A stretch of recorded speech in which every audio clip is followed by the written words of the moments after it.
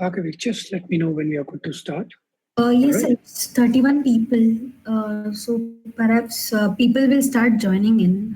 You can start, I believe. All right. Thank you.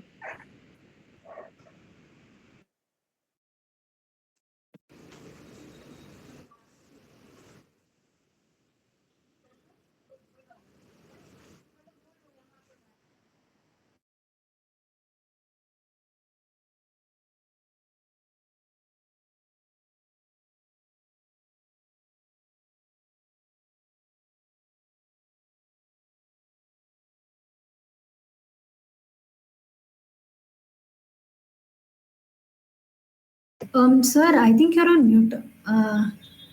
Yeah. Oh, sorry again. Sorry, yeah, we didn't catch you from the first. All right. All right, guys. Good evening. I know you guys are coming back from college. I think every one of you are in fifth sem. Do we have anyone from sixth or the third sem or last year's? You can use the chat to reply,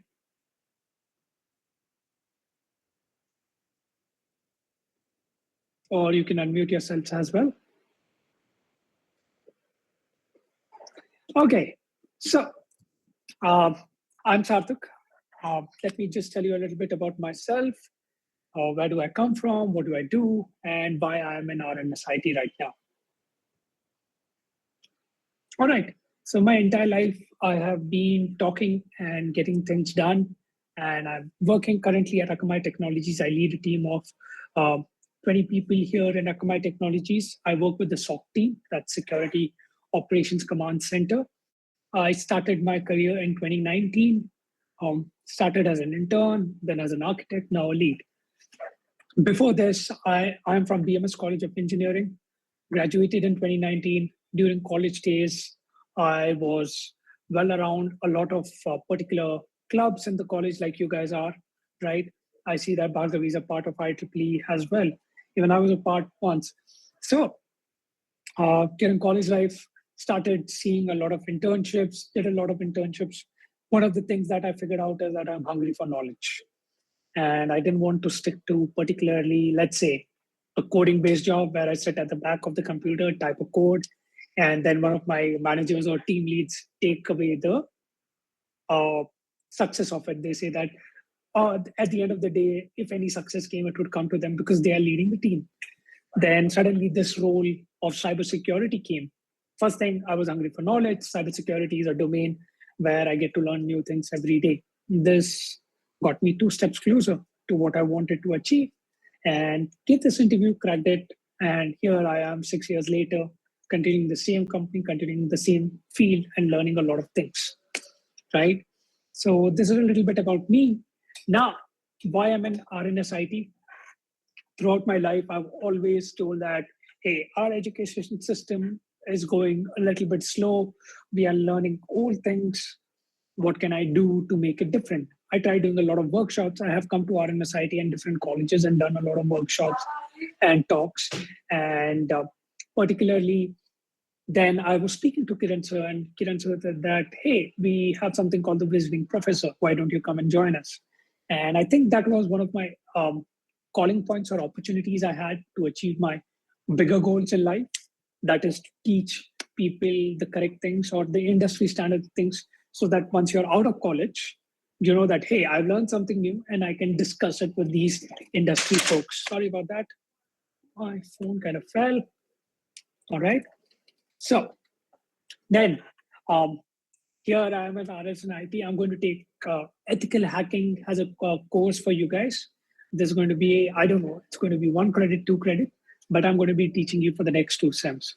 And throughout this course, you're going to learn things, how to deal with day-to-day work-life examples. So I wanted to start off what you can look at in your cybersecurity careers has, right?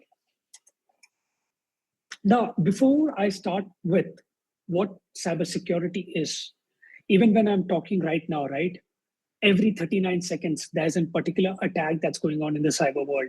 It could be somewhere, some person in VR sitting and calling a person and saying that, hey, you have got a jackpot of 1 lakh, you need to sign up, give me your OTP, right?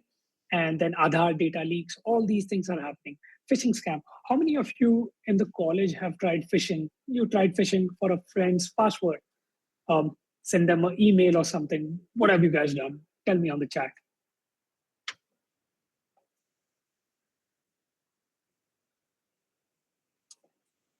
Anyone would like to share any instance where they had a cybersecurity incident or a fraud kind of thing, or their close ones, or anyone in their families?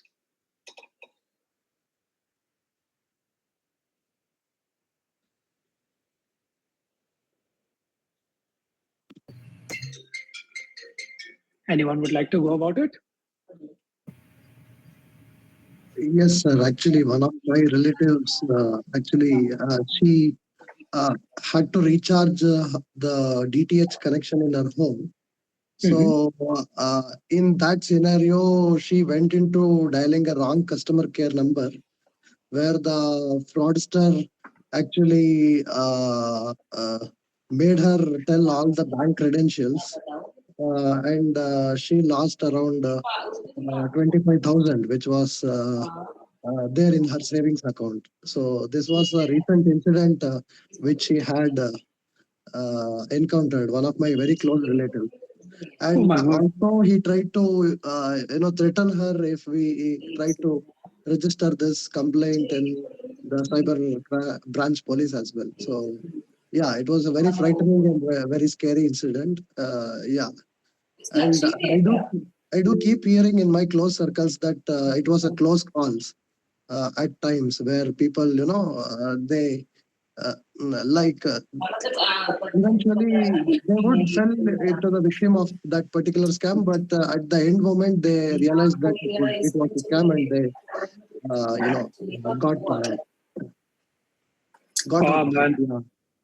I think that's where you students come in, right? It's because our digital economy is also expanding rapidly. And right now, cyber professionals are a lot in demand. Given that the AI is in picture, I'll be talking about this in the upcoming slides, right? Why yet cybersecurity remains a secure job, right? Or a secure domain where you want to go in. All right. So today what we'll be talking about is simple.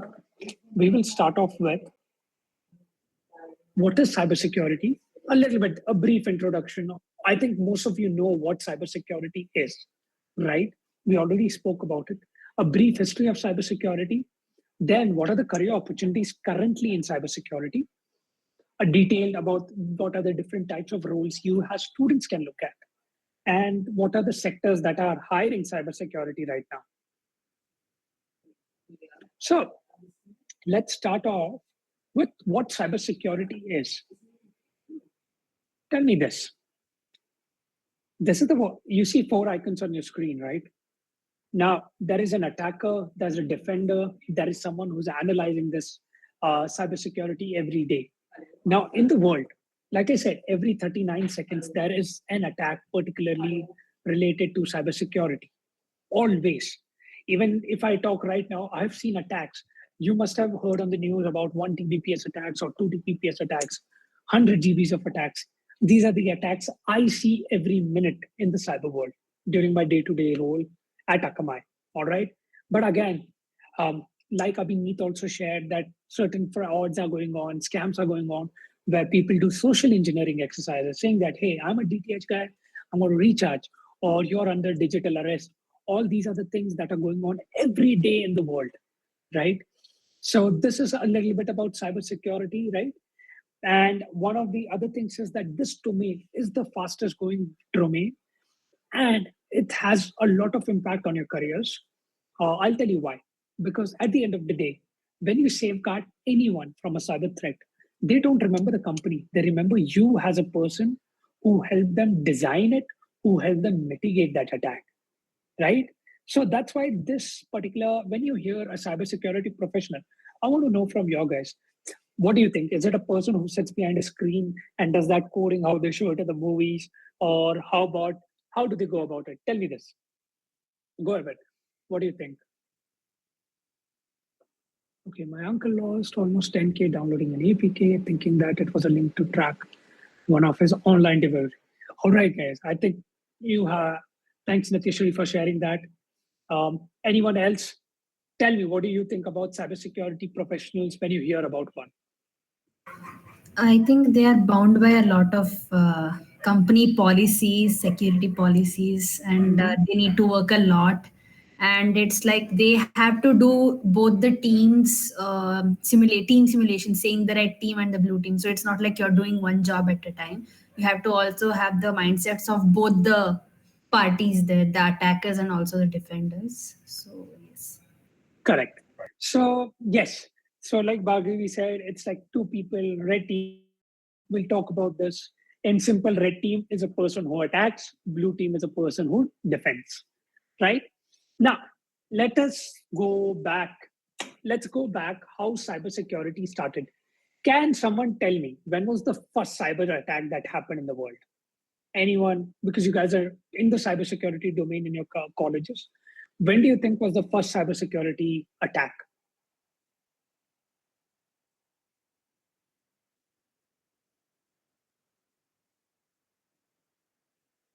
I'll take 2 minutes of time. Tell me, when do you think the first cybersecurity attack was?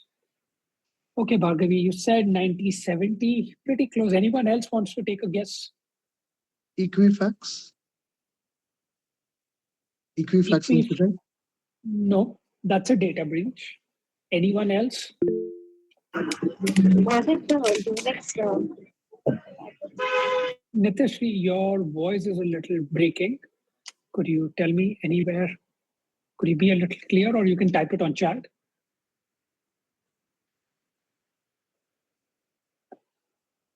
I think someone is waiting.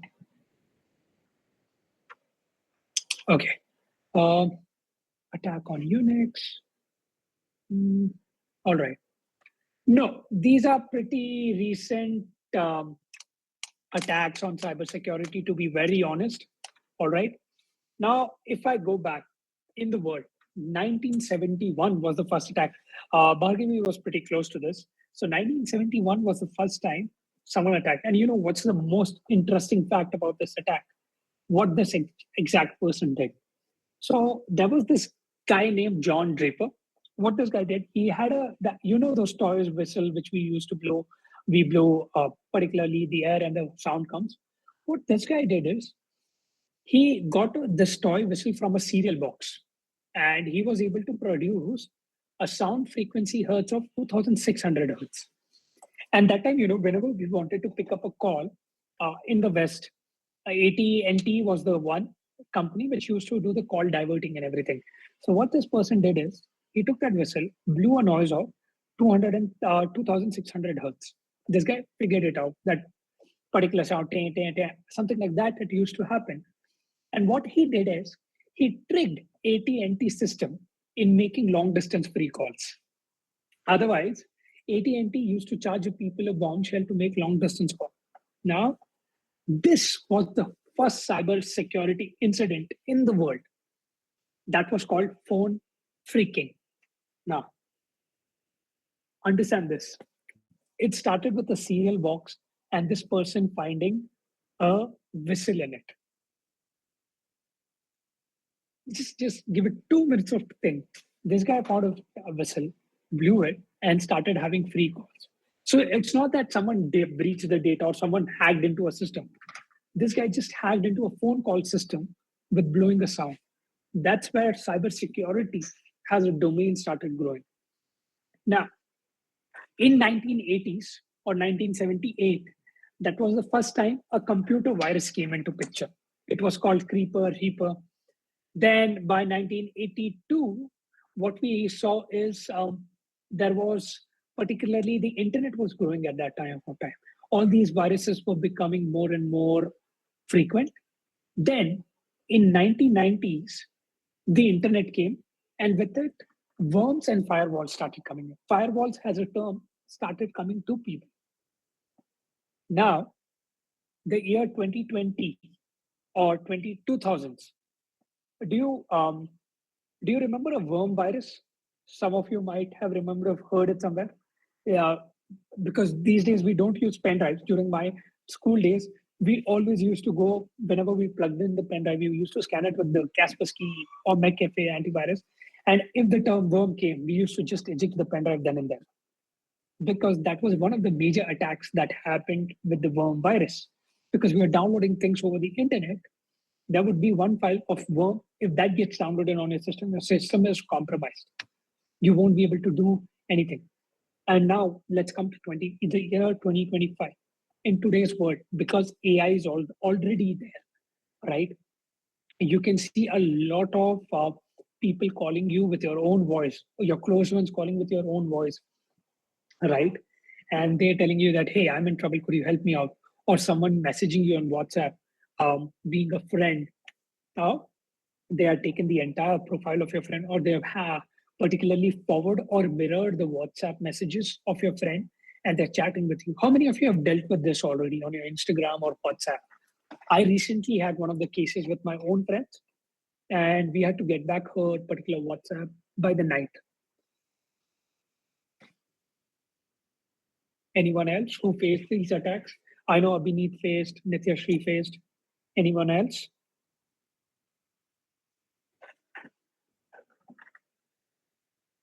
Okay, I'll take that as a no. But given that these viruses, cyber attacks are increasing day by day by day, now what do you think? Can 100 cybersecurity professionals take care of it? Can one single person sit behind a system and save the internet completely? No, right? Now there are multiple companies opening, multiple JavaScripts, multiple websites. There are multiple companies saving it, but are there people enough to safeguard the internet, even though AI has come in? Let me ask you this questions. You're smart guys, right? Can AI take care of cybersecurity? Yes. I mean, not entirely, but yes. Why do you think so, Bhargav? I mean, AI is, after all, you are programming AI, and it's going to run on your algorithms, and it's going to learn from those mistakes, right? So perhaps not at least to a complete extent, but it can I think really AI and cybersecurity together as a domain is the next future for the industry, perhaps. Okay. Anyone else would want to add some points? Then I'll answer to Bhargavi answer. No, it can't. Prashant, why do you say that? Because AI cannot innovate new things, but it can only automate things. Okay, great. Good point there. Anyone else? I mean, Yeah, AI completely mitigate any attack, but obviously we can train a model into a particular way so it can, stop some attack to some extent at least. Okay. Abhineet, you also wanted to tell something? yeah, adding to what Prashant already said, that maybe a known vulnerability or a known threat can be managed by AI. But when it comes to advanced persistent threat, where the threat keeps evolving every other day, so maybe that would be a challenge for AI to take on. So there, the human intelligence plays a key role. Super, very valid point. Understand this. At the end of the day, what AI is, it's particularly a software running on a bunch of databases. It takes information, clubs it, all right, and it keeps working on that information. Right now, whatever databases are there in the world, it's all done. It's all used up, all right. Right now, there is data that is being fabricated and generated so that the AI can work on it. And if I talk about cybersecurity, understand this. In the world of cybersecurity, when there's an attack, that is just not human. There are botnets. These are simple systems that are hired on the internet to create attacks, right? AI can detect what kind of attack it is. Basically, if I tell the AI that if you see 1 equal to 1, that is a SQL injection or a blind SQL injection, it's a type of the attack. If I say that these are the key phrases, it puts into a if condition. If string is equal to 1 is equal to 1, true, it's a SQL injection. AI will just detect it. But let's say this is a valid user, or if I have to tell the AI to distinguish between bot and human, right? AI won't be able to do it. As a human, I have to keep telling the AI that this is how you can detect a bot. And the bots keep changing every second. Every second, a bot changes. So that's why right now, in the current scenario, a human intelligence is needed. Like Abhineet said, these are advanced and certain tasks, and they've said, right, certain tasks can be automated with AI, saving your time. You can tell, I can tell the AI, hey, AI, I'm going to give you a bunch of paths. Tell me which is the most common one in this, right? So that's how AI can help you. That's why cybersecurity professionals are needed so much right now. And the market opportunity is there to grab it.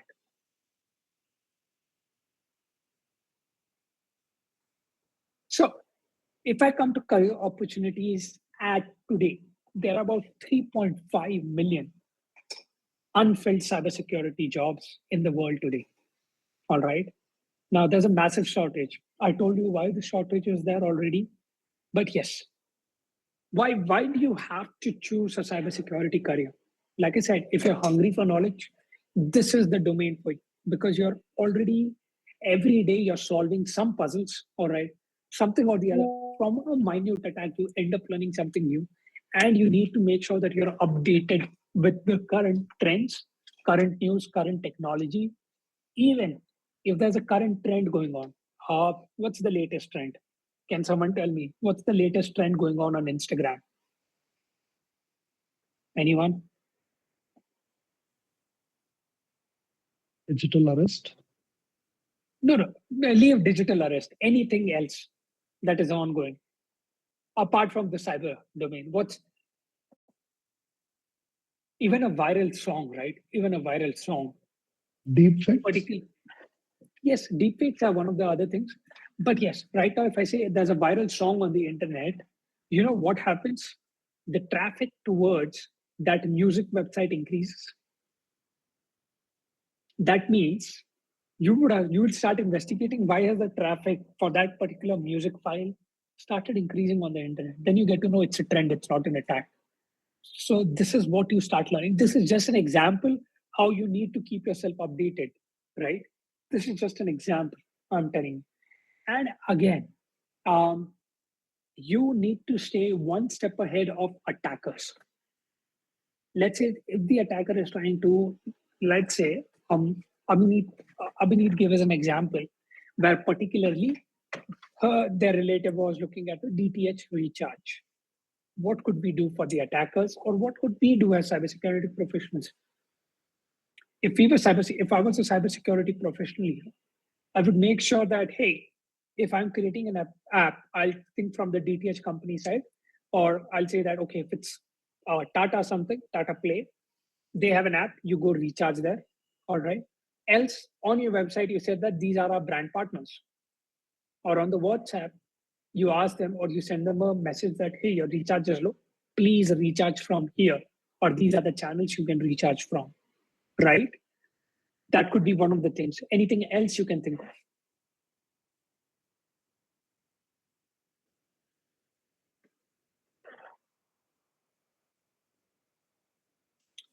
Anyone else want to give it a try?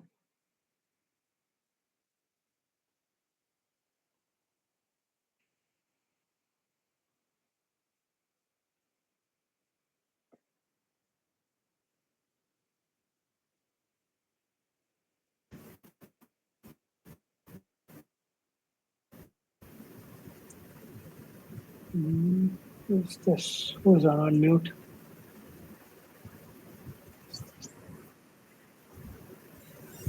Sagar, you're on mute. Are you trying to tell something?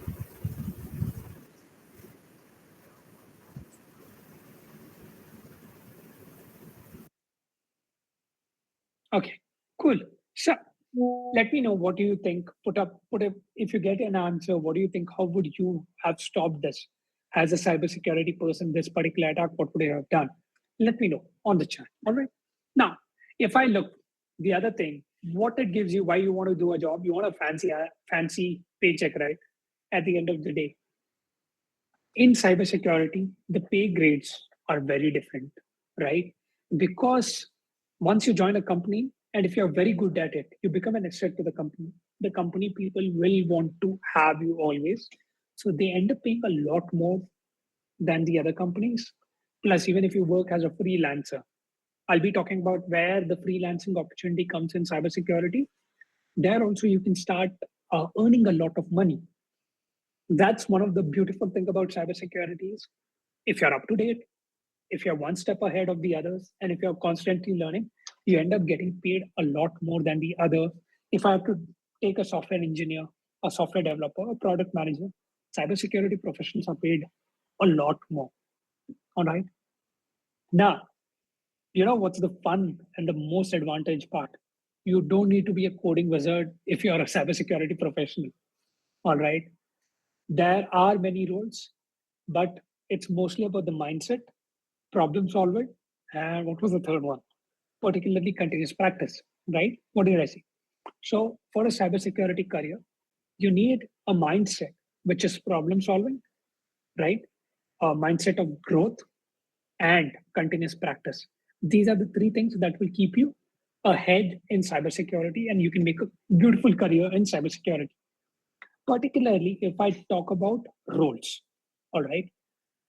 Like Bhargavi said in the start, there are three kinds, I would say. One is you can look at the defensive side. This is particularly the defensive side. If you're seeing my screen here, all right, defensive sides, you'll have the SOC analyst. The second one here is particularly what do we call the offensive side, like pen testers. Third one is forensics. These are analytical. We'll look into it. There's one more that is upcoming called GRC. Can someone tell me what's the full form of GRC?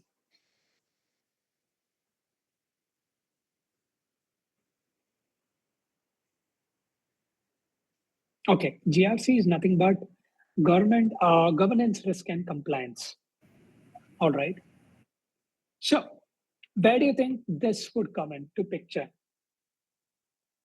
So, let me go ahead and talk about these roles in detail.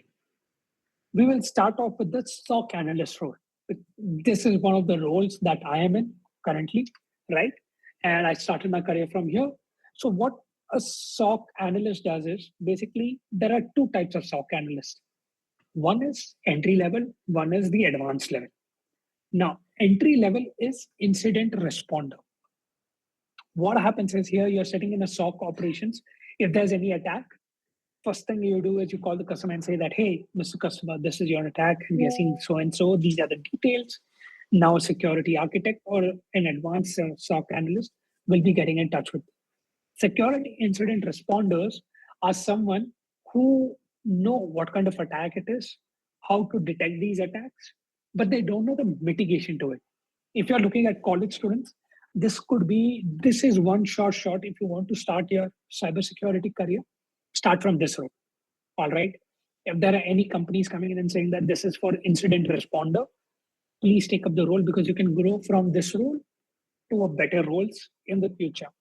Now, if I come to the SOC analyst as an advanced role, advanced SOC analyst, that's where we come in, right? We would be monitoring what kind of traffic is going in. In these monitoring, we have certain alerts set up. Once the alerts trigger, what we do is we analyze the traffic. If we see if anything is suspicious, and we start escalating these threats. And now we become the front line. Like, how many of you are Call of Duty fans? Gamers, anyone? So you become those frontline soldiers who are particularly who are mitigating the attacks or defending your fort, right? So that's where the advanced SOC analysts come into picture. Now, this would be something which is very interesting. Pen testers or ethical hackers. What particular pen testers do is they simulate attacks on a particular website.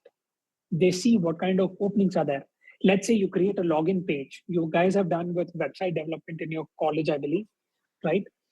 Now you made a particular login page. In your JavaScript, you must have written that the username and the username can be visible, but the password should be hidden. But what if the password was visible? Anyone could get to know anyone's password, and they could sabotage your website.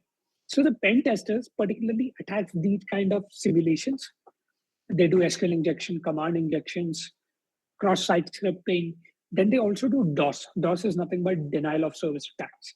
They want to see how much load, particularly your website, can take, right? Now, what's the goal of these pen testers? The main goal of the pen testers is to find out the weakness, like the attackers, real world attackers do.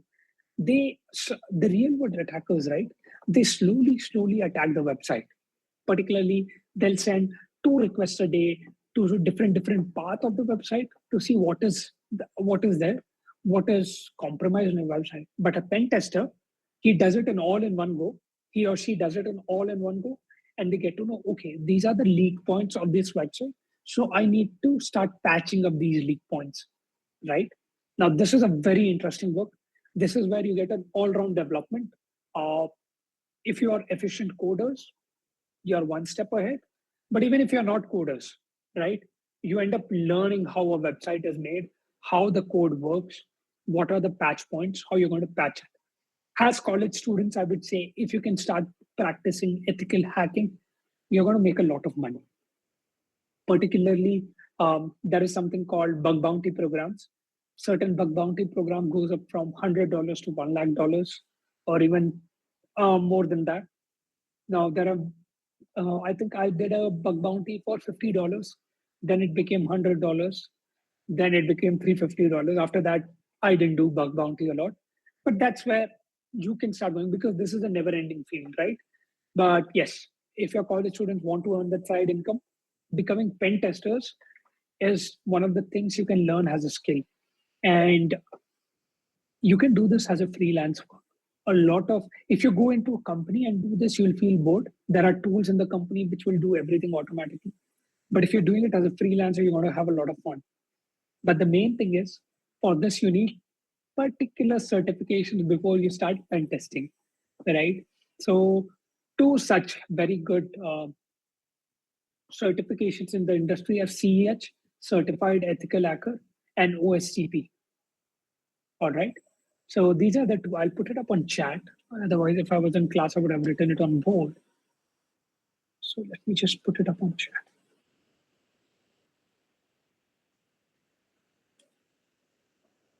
CH is a fairly easier exam. It's multiple choice. OSCP is a practical exam. You have about 24 hours to do. You have a time limit of 24 hours in OSCP. You end up solving a lot of machines, or you break into machines in those 24 hours. They have asked, what are the basic premise requisite for these, so we can actually get through them easily? Okay, there. So there, one thing is your basics called computer networks. That subject, that is there. You can start getting into it, right? Prerequisites, I would say computer networks and basic understanding of certain cybersecurity concepts, entry-level cybersecurity concepts. That would be the prerequisite. For CH, you just need to know the theory part. For OSCP, you need to actually practice. There is no prerequisites. There can't be any prerequisites. If you only practice, then only you can do up OSCP. It's about $1,000 for one exam for OSCP. All right. What OSCP stands for is Offensive Cybersecurity, Offensive Security Certified Professional. CompTIA, Bhargavi, CompTIA, I would say this is more of an entry level. All right. In India, it's not taken much seriously now because this is a theory MCQ exam. Again, but OSCP and CH are yet taken in India as very good particular certifications.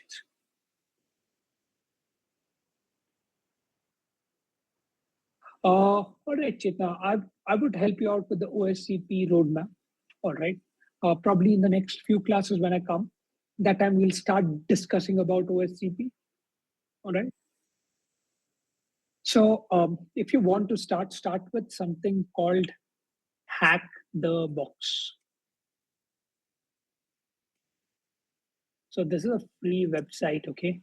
Hack the Box. In Hack the Box, what you need to do is, right? Particularly, they give you machines.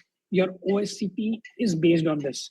Now, let's say you're not able to particularly get into, okay, do we suggest any? Okay, one by one. I'll take all your questions one by one. So OSCP start with this.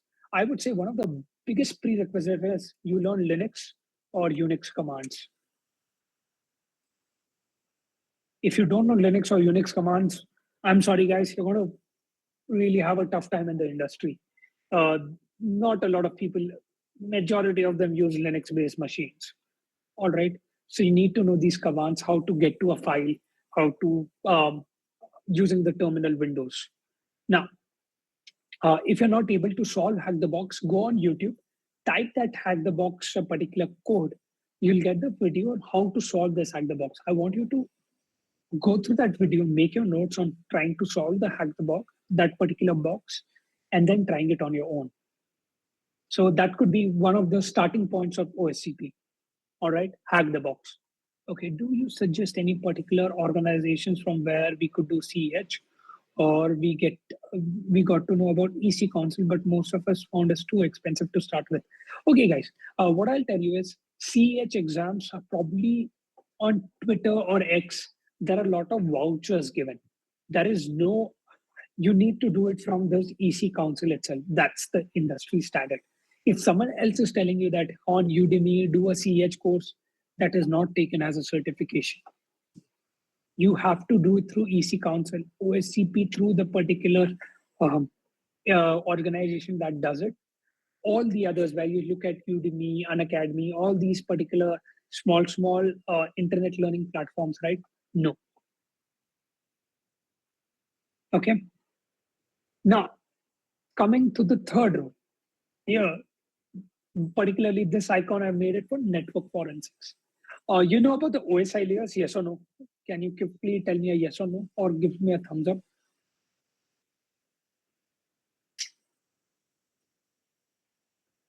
All right, awesome. So in cybersecurity, there are two things. First is the layer 4 protection, all right, and layer 7 protection. Layer 7 protection is where the SOC analysts and pen testers come into picture.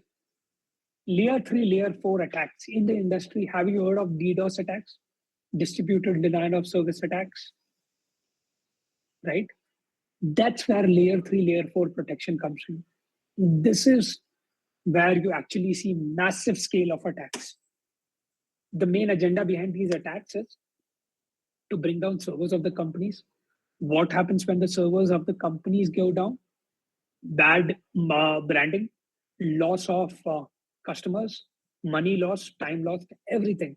So layer 3, layer 4 protection, if you're good with networks, that is computer networks, if your basics are strong, you can also look at this network forensics. For this, I would say do a basic certifications of CCNA, all right? Then you can go to CCNP as well. So now, network forensics is where particularly first is network analysts, and then forensics. Network analysts is people who look into these DDoS attacks, start mitigating this.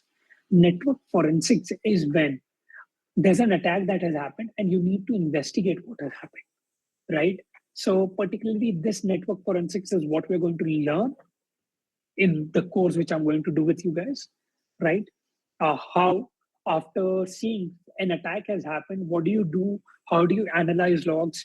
How do you find the digital evidence to understand how a particular attack occurred and who made that attack, right?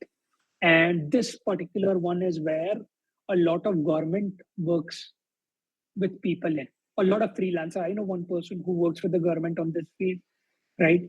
And it's a very nice one, a nice profession to be in. Like I said, SOC analysts are one more. There is incident responder. That's the basic level of SOC analyst. Even there are incident responders. Now, so incident responders are the people, again, like I said, they come in, they tell that, hey, this is the damage, and they restore the systems there. So that's one thing. Next, I told you about GRC. Now, how many of you have heard about the European privacy law? GDPR? Yes. Do you have any idea what that law exactly does for the people in Europe, Abhineet? Maybe it will individually protect the data privacy of people online. Correct. Right? So particularly this law or this particular law and picture does this, whatever data I'm giving to you as a company, it can't be used anywhere else until and unless I consented to. Now in India, you get a lot of marketing emails or marketing SMSs. How many of your Gmail has about 1,500 plus emails 100? Be very honest with me. Thanks, Yeah, Ed. we very often get spammed with messages. Yeah. Yes.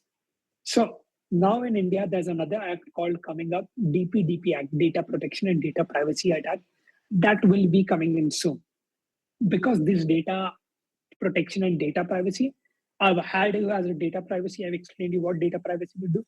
What data protection is going to do is, whatever our data is, it has to be served from Indian servers, or it has to be kept on Indian servers. Right now, our data goes to AWS clouds. Their servers are somewhere in the US. Anyone from US can access that data if they have the right credentials. We don't want that as a country, right? So our country is putting up this DPDP Act, which will make sure that whatever bank data, whatever particularly, what do we say? Sorry, whatever server data is there, it has to be served from India. So that's what Data Protection Act will do. Now, a lot of companies who are there from the West, East, that are in India, they need to hire Indian professionals who are GRC certified. Now, particularly, this role is not just about sitting behind screens, all right? Cybersecurity, because right now, until now, what we have told, whatever I explained you, it's more of a role where you're sitting behind screen, analyzing things, monitoring things, and doing the things. Now, this role is more about governance and risk. Like I said, GRC stands for governance, risk, and compliance. Now, here, what this particular role will do is it will make sure that that particular company is following certain cybersecurity instructions. Did you have a subject called cybersecurity law? Has a one credit subject in any of your semesters, or do you have it coming up?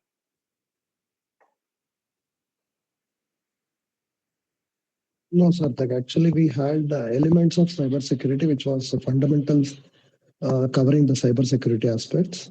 Okay. This semester, we have hacker techniques and tools. Maybe next, in the forthcoming semester, we'll be having vulnerability assessment and pen test. Maybe cybersecurity law, it is a part of elective thing. Maybe it may be there if we choose it in the elective part. Okay, thanks a lot for that, Abhineet. So particularly what this GRC people, or if you end up going into GRC, there is something called ISO 27001. Most of the times you must have seen it in a lot of company websites. So these are particularly policies that make sure that the data is secured or the data is put into place. If that company doesn't have an ISO 27001 as a policy or certified, it means that your data is not protected, your data is not safe. Then you will also work with these companies to create password policies if employees are following them. All right. Now, here, one of the key skills or 2-3 skills that you need here is communications, analytical skills, right? And detail oriented people. If you guys have these 3 skills, you're going to thrive at this role. And a lot of now, if I have to get a GRC person, a company in India ends up paying 20 lakhs for one GRC compliance check. And they get it done through companies in Dubai. Now, these Dubai companies hire Indian people who are GRC certified, right? So just understand the company is earning 20 lakhs. How much would a freelancer be earning in this field? But let's say you're in a company and you're doing GRC, you end up, you get a good salary. But pen testers and GRC people who are doing freelancing, right? They end up earning a lot.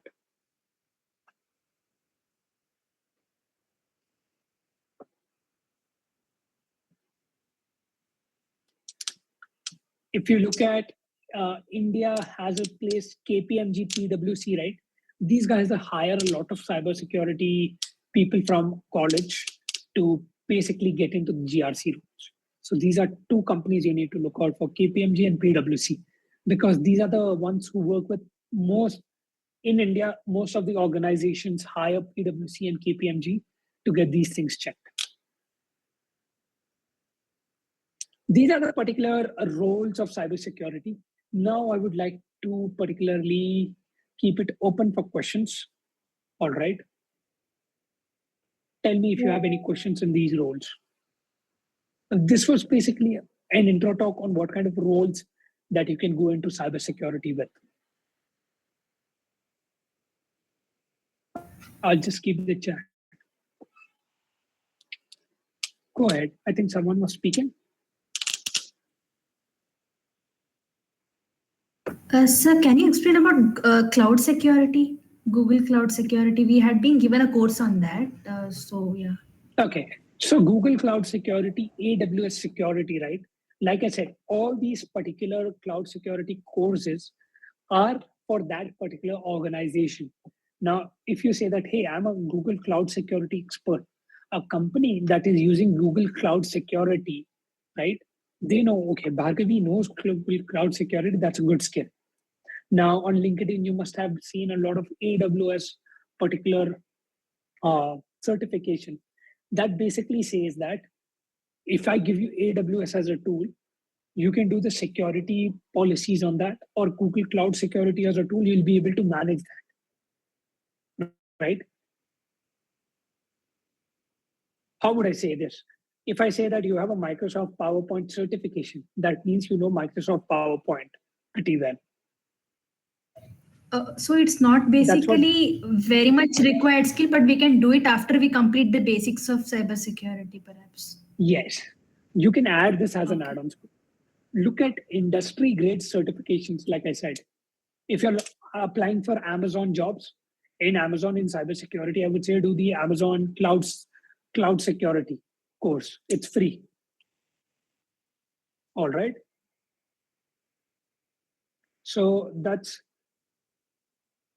what particularly Google Cloud Security course is. It's just a skill set saying that you know that it is, you have it.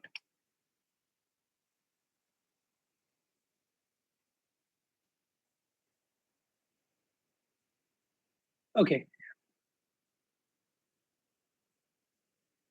Any other questions related to, okay, apart from these job roles, do companies have, okay, Harshita asked, apart from these job roles, do companies roles focus on reviewing, updating, rewriting their policy, rules, regulations, since these often change over time?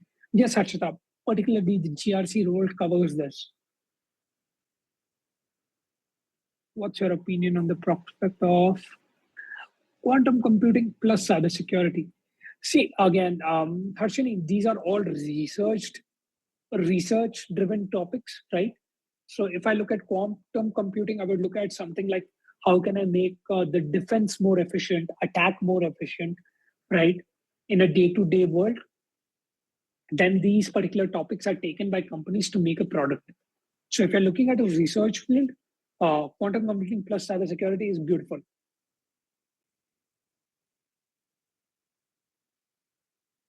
So like multiple blue team roles can be, I mean, to actually get an entry level CY job, do we have a choice to join some particular journey like SOC apprentice? Yes, see, certain companies have this particular thing, but they have their own SOC team. Within the SOC team, there are different roles. You join that SOC team, you join as a SOC analyst, all right? You might have a pen tester role, you might have a data science role in that, so you can take it. So even there are SOC teams, like when I am in SOC, I'm doing vulnerability and assessment also. I'm doing pen testing as well from time to time, right? So you wear a different hat when you're in a blue team. You're just not stuck to one particular thing, but you wear multiple hats from time to time. Dave.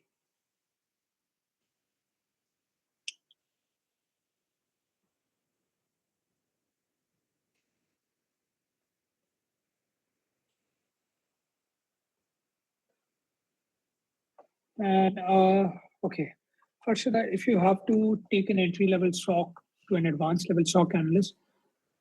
Okay, if I take an entry level SOC analyst role, you will start around at industry price 8 to 12 lakhs. Okay.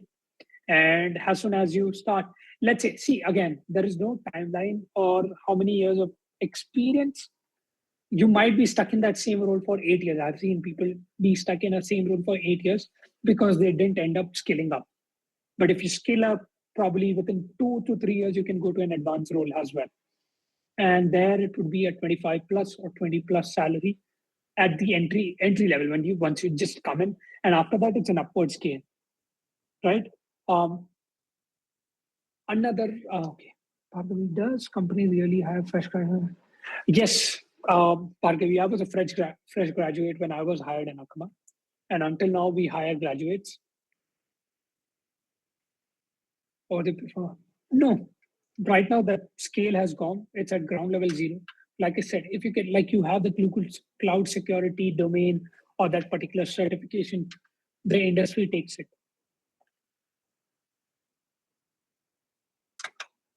Would you recommend beginning directly with cybersecurity or following a more tried and tested route of DSA?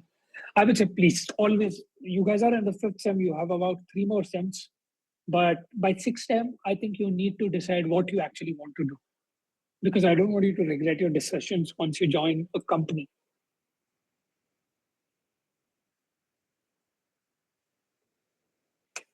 If I have a valid CH certificate, all the basic knowledge of Linux, and CA, another, so what are they saying?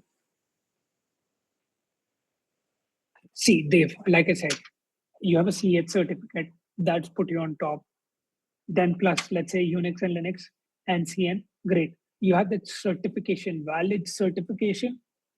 You end up beating the people already in the resume round. The interview round, I can't tell how you would do it. It's on your knowledge, right? So there, because these certifications put you at a bigger level. Let's say someone with 10 years of experience and doesn't have a certification, I wouldn't take them. The system wouldn't take them.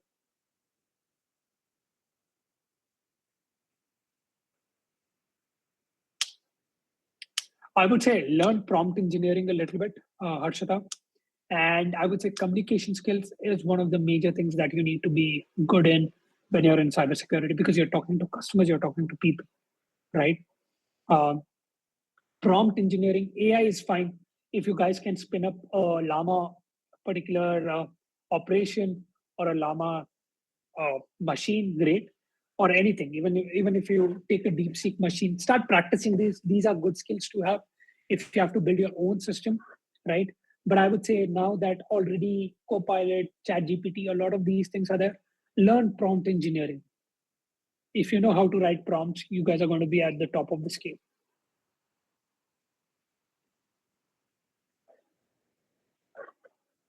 I'll just take a sip of water.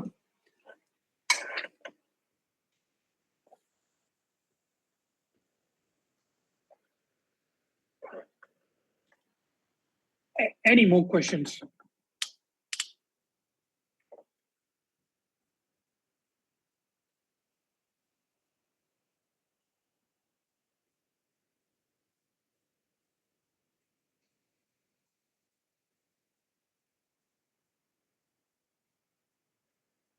Off topic question, but we can't get any help about red team's access to AI. They are uncensored AI tools for that specialized for CI. They probably in class. I won't tell it to you over this call. Like, so we tried it over ChatGPT, what Dave has asked. We tried it over ChatGPT during one of our labs. I mean, it got censored. So, yeah, it's really a valid question. We all were thinking of it. See, again, this one, it's more about how you type the prompt, right? Again, red team tactics, again, I would say, so ethically, I should not answer this. Probably in class someday I'll take you guys through this. All right.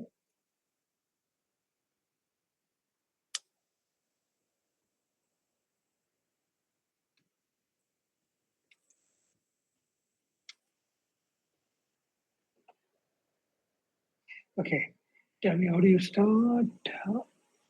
See, I was in college when the company came, and I just knew computer networks and a little bit of pen testing because I was a web developer. So once this company came in, I knew computer networks, gave my interview, and started my career from there. And once I joined Akamai, I started learning Hack the Box. I learned from there. I didn't know this beforehand. I learned from there, started practicing day to day, and that's how I grew. Okay, the SD interviews usually have DSA and other technical based exam. How is with security interviews?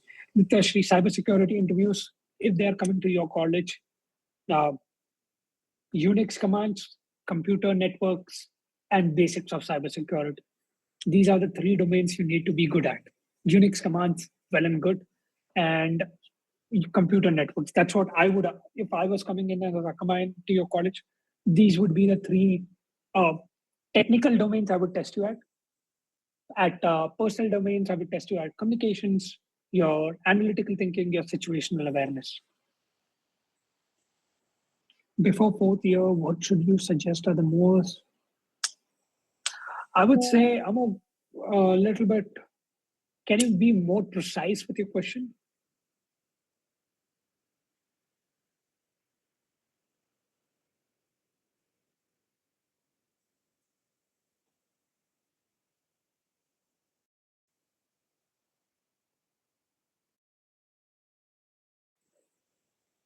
I'll just be precise with your question. I just saw that. Okay, like good fundamental. Okay, guys, if you want good fundamental knowledge, simple DSA. If you're applying for software development roles, your data structure becomes one of the most important things you need to know.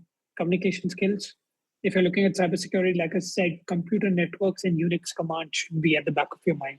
The concepts, what kind of packets, TCP, UDP, what are, how does a DNS resolution take place? Why do we use RSA, CSA, the key algorithms, right? These would be certain things I would say keep in mind.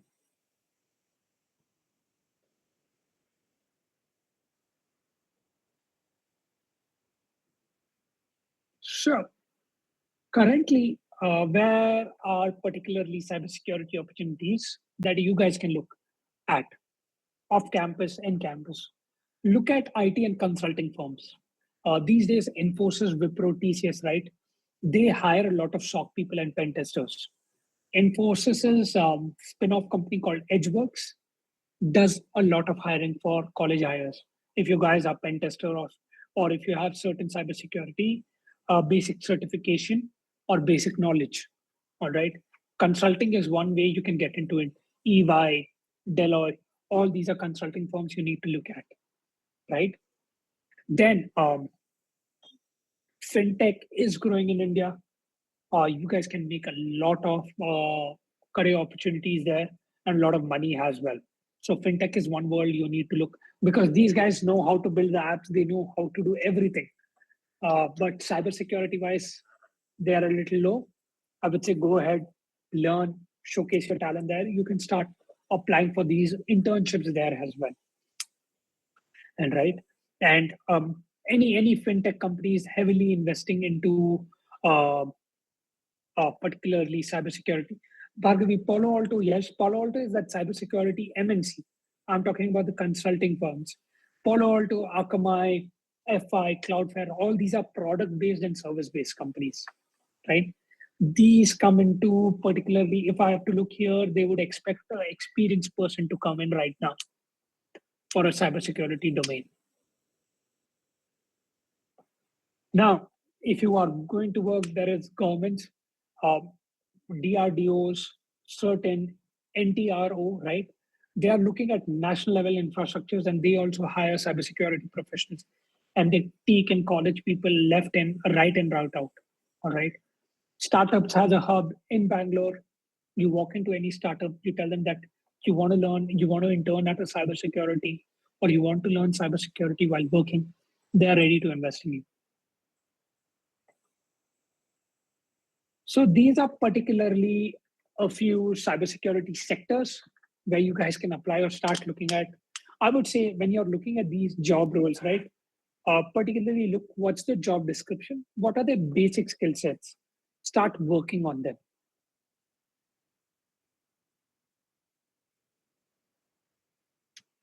I'll keep it open for 5 more minutes for questions. If you guys have any questions, let me know.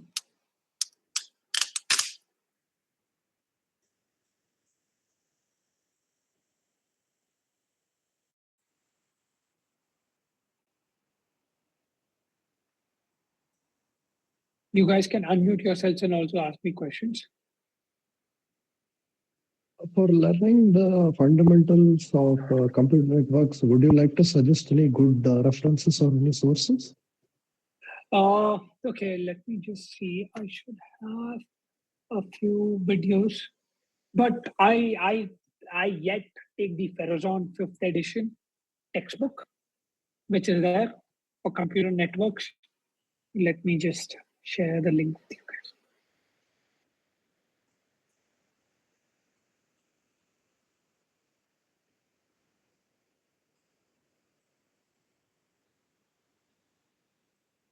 Give me a second.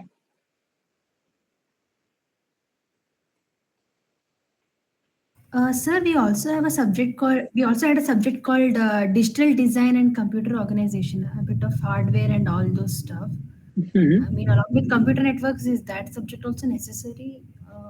See, Because again, I wouldn't say just hardware as a subject can be taken, all right?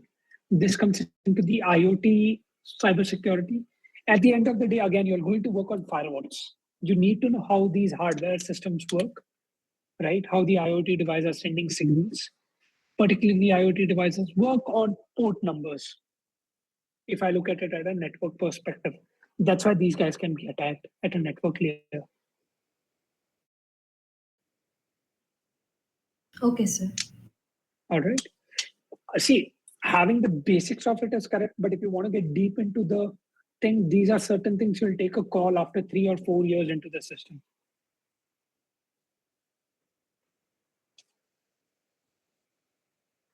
Harshita, there is no affordable range for OSCP CH certification.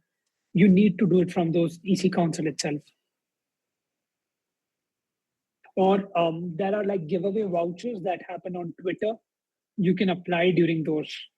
I remember Digit Magazine used to do a giveaway voucher if you would write a very good article on cybersecurity. They used to give you an OSCP voucher.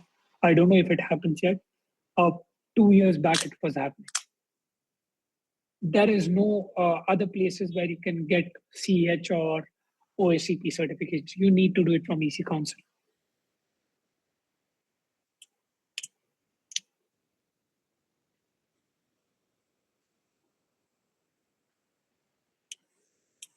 All right, guys, if you want to get in touch with me, particularly, you can just take a screenshot, write me a mail. I'm a mail person. I reply to emails. So, yes, this is me. I'll see you sometime in college next time. Bhargav will be working with me closely to have the upcoming sessions. See you soon.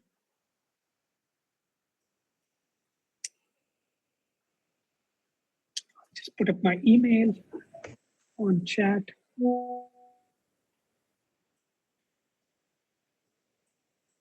Thanks a lot for the session, sir. It was very, very, very useful, and I believe lots of people interacted. That actually, that's actually proves like how interesting the session was. Thank you. I have just copied. I have just taken a screenshot of the email you have given. So I'll just send it across to the unofficial group so people can actually contact you, and people can even ask you doubts when you are available in the campus the next time. Done. Thank you. Thank you. Guys, see you next time in college. All right. Bye-bye. Have a good evening. Thank you, sir. Thanks a lot.